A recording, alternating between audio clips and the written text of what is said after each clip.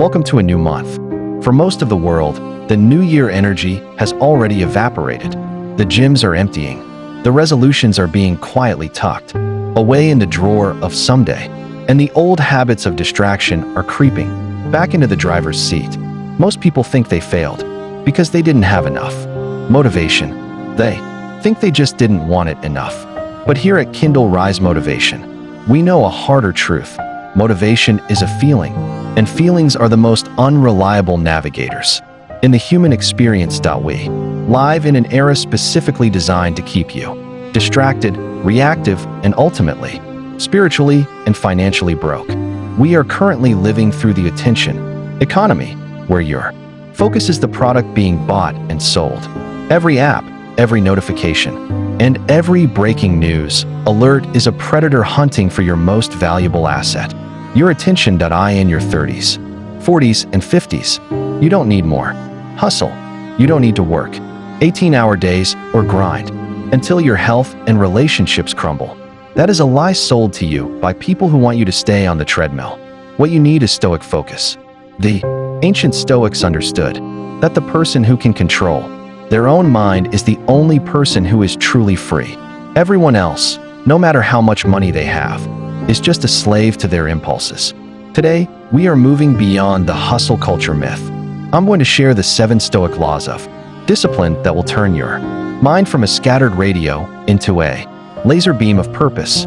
If you're ready to stop drifting and start building, let's begin. Law 1. The discipline of internal consent. Most people think discipline is about forcing yourself to do things you hate. They see it as a constant, exhausting war against themselves. But the Stoic teacher, Epictetus, a man who was born into slavery and rose to become the teacher of emperors, taught that discipline is actually the art of internal consent. It is the ability to decide what enters your mind and, more importantly, what is allowed to stay there. You must realize that you are the sovereign gatekeeper of your soul.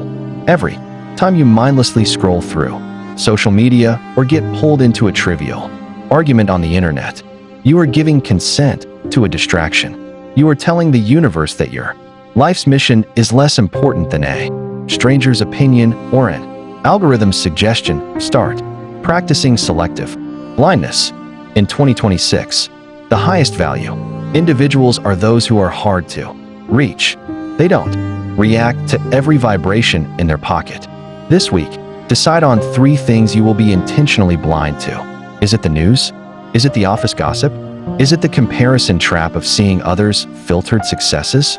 When you stop giving consent to the noise, your focus naturally returns to the signal. You are not missing out. You are opting into your own life. Law 2. The premeditation of resistance, ascesis. The reason we fail to stay disciplined is that we expect the path to be easy. We plan our goals as if we are going to have perfect weather and high energy every single day. Then, the first rainy day hits, a bad mood, a difficult client, a family emergency, and our discipline collapses because we were surprised by the friction. We feel like failures because the reality didn't match the dream.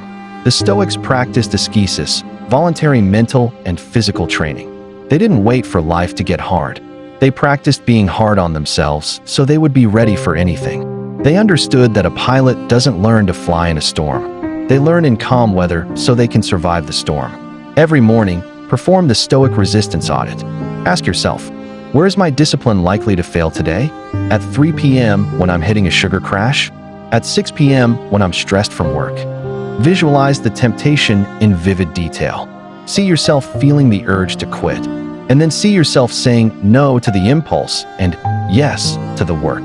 By the time the actual resistance arrives, you've already defeated it in your mind 100 times. Discipline is a muscle. It only grows when it has a weight to lift. Law 3. Focus is wealth, depth over breadth.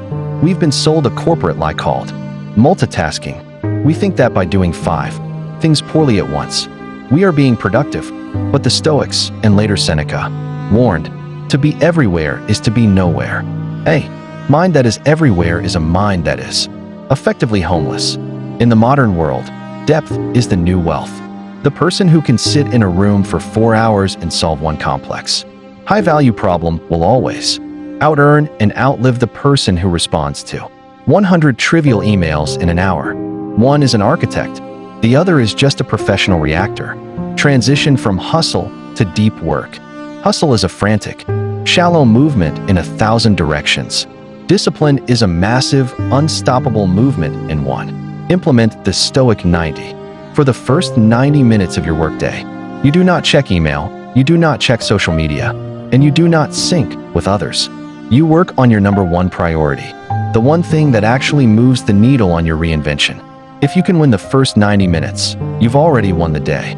Focus isn't about doing more. It's about being more through the intentional exclusion of everything non-essential. Law 4. The dichotomy of effort, focus on the input. Burnout and the collapse of discipline often come from being obsessed with results. We want the money, the title, or the fit body yesterday. When the result doesn't show up immediately, we lose heart. We get frustrated and we quit. This is outcome-based thinking, and it is the primary reason people stay stuck in the hustle loop. Stoicism teaches us to focus entirely on the input, the variables within our 100% control. You must fall in love with the process, not just the prize. If you only love the prize, the journey will feel like a prison. Set input goals instead of result goals. Instead of saying, I want to lose 10 pounds, say, I will not miss a single scheduled workout this month. Instead of saying, I want to make $10,000, say, I will make 20. High-quality outreach calls every day. You have total control over your effort, but zero control over the timeline of the result. When you detach your ego from the outcome, the anxiety disappears, and the discipline becomes a calm, steady rhythm. You are no longer grinding. You are simply performing your duty as a sovereign individual. Law 5. The power of voluntary discomfort. Seneca used to spend several days a month living on the scantiest and cheapest fare and wearing coarse dress, asking himself the whole time, is this the condition that I feared? He did this so that he would never be a hostage to his own comfort. He wanted to prove that his happiness didn't depend on his silk robes or his fine wine. If you are addicted to comfort, to the perfect temperature, the perfect food, the perfect mood to work, you are a prisoner of your environment. You will only be disciplined when life is easy, and that is a recipe for a mediocre, fragile life. Intentionally seek out small discomforts. Take a cold shower. Walk outside without a coat when it's slightly chilly. Fast for a few extra hours. Sit on a hard chair instead of the sofa. Why? Because you are training your prefrontal cortex. You are teaching your brain that the mind is the master of the body. When you prove to yourself that you can handle small discomforts, you gain this stoic armor needed to handle the massive challenges of life without breaking. You become a four seasons person capable of thriving in any climate. Law 6. Protecting the inner citadel, digital stoicism. Your mind is a fortress, but most of us have left the front gates wide open and invited the vandals inside. We let every notification, every breaking news alert, and every social media ping invade our inner citadel. You cannot have a disciplined mind if you have a chaotic, noisy environment. A fortress with holes in the walls is just a ruin. You must practice digital stoicism. In 2026, your smartphone is the primary weapon used against your discipline. It is a slot machine in your pocket designed by the smartest engineers in the world to keep you addicted to the scroll. Put your phone in another room during your Stoic 90. Turn off all non-human notifications. If an automated machine wants your attention, the answer is no. If you aren't choosing what you look at, you aren't the one living your life. The algorithm is living it for you. You are the protagonist of your life, not a data point for a tech giant. A disciplined mind starts with a clean, silent environment. Law 7. The evening audit, the discipline of reflection. Finally, you cannot reinvent what you do not measure. Marcus Aurelius didn't just try to be disciplined.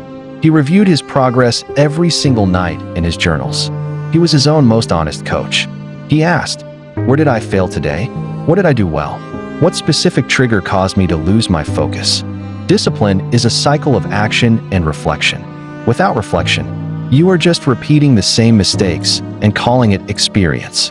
Before you close your eyes tonight, spend 5 minutes in an evening audit. Be honest, but not cruel. If you lost your focus today, Don't beat yourself up. That's just more emotional noise. Simply note it. I checked my phone at 2 p.m. because I was bored. Understand the trigger and plan a guard for it tomorrow. Discipline is not about being a perfect machine. It is about being consistent in your correction. It is the art of getting back on the path over and over again. In conclusion, hustle culture tells you that you are a machine, a cog in a giant wheel of production. Stoicism tells you that you are a sovereign. You were not born to be a reactive, distracted, exhausted ghost of a person. You were born to lead yourself. You were born to build a life of intention. As we move through the rest of this month, remember, focus is the ultimate wealth. Discipline is the ultimate freedom. While the rest of the world is drifting back into their old ruts and complaining about their lack of motivation, you are building your citadel. You are training for the life you actually want, not the one you've been settled with. Which of these 7 laws hit you the hardest today? Is it this Stoic 90? Or the need to stop seeking comfort? Let me know in the comments. I'm reading every single one. And our community here at Kindle Rise Motivation is growing because we are all choosing mastery over the hustle. Subscribe if you're ready to stop the drift and start the mastery. Be kind to your mind today. Your focus is your future.